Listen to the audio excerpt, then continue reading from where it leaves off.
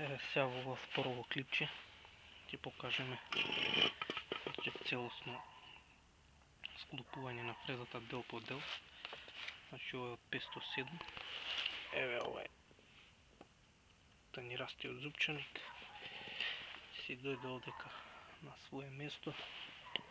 Претходно е ставена главната погонска осовина со конусниот зупчаник. Ете го и тука е лагерот. Значи тоа е набиено од овде и е набивано од тука. Еве предната страна. Значи овој дел тука доаѓа се закачува на тракторот, на карданот. Тука е ставен исто и семерингот, ви го покажав кој е. Овдека е заштрафено тој малиот дел. Еве се гледа со штраф, затегнат убаво.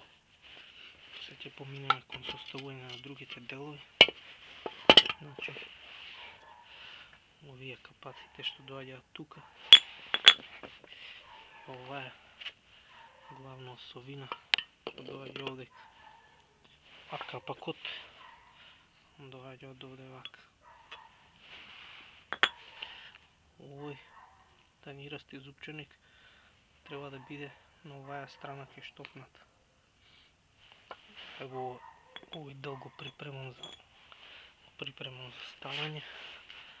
Значи на него има ставено силикон херметик и сега на ред ќе дојде и овој диктон кој што е направен за него. Еве, значи овој капак е наместен тука. Еве како изгледа. Значи и сега овој дел ќе дојде тука. Овој дел доаѓа тука и штрафиме со штрафчиња. Значи танирасти зупчаник иде према штопна. Еве значи како изгледа заштрафена и склопена страна.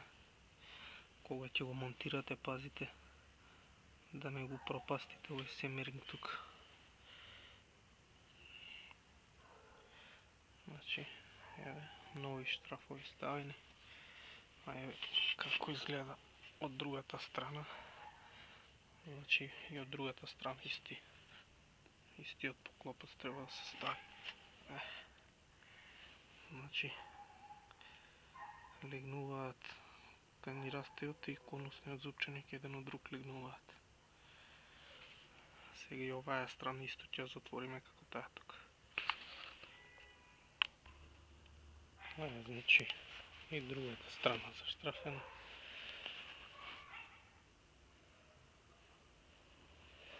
Двете страни стегнати заштрафени.